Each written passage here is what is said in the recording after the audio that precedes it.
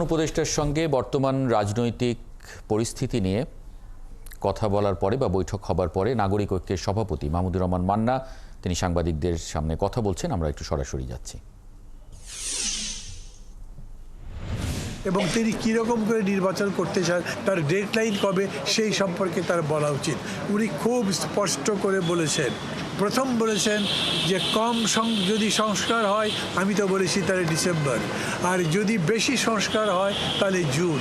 এর মধ্যে আমরা আলোচনা করে যে কোনোটা করতে পারি, কিন্তু আমি লিখে দিচ্ছি, দরকার লাগলে পদত্যাগপত্র হিসেবে লিখে দেব যে জুনের পরে কোনোভাবে এইটা গড়াবে না, তার আগে নির্বাচন হবে।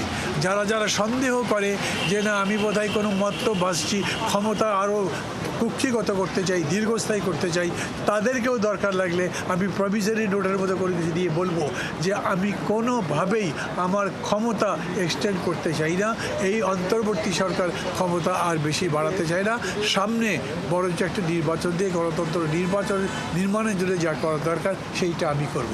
বন্ধুগণ, আপনাদেরকে ধন্যবাদ জানাচ্ছি। আমার একটা প্রোগ্রাম আছে, এই কারণে আমাকে যেতে হবে। আর একটা টক শো, আরও নেতারা যারা আছেন তারা বলবেন।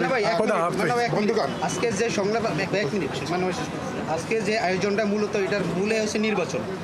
আপনি বলছেন যে প্রধান উপদেষ্টা বলছে যদি অল্প সংস্কার চায় তাহলে ডিসেম্বরে নির্বাচন, বেশি হলে আগামী বছরের জুনে। আসলে আপনারা কোন দিকে যাচ্ছেন? অল্প সংস্কার চাচ্ছেন না বেশি সংস্কার চাচ্ছেন? একটা সিদ্ধান্ত আসছেন কিনা বা হবে কিনা? আমাদের কাছে অল্প বেশি সংস্কারের বিষয় না, আমরা একটা ফেয়ার ইলেকশন চাই। তার জন্য যেটুকু দরকার সেটুকু করতে হবে। আচ্ছা, আমরা থ্যাংক ইউ।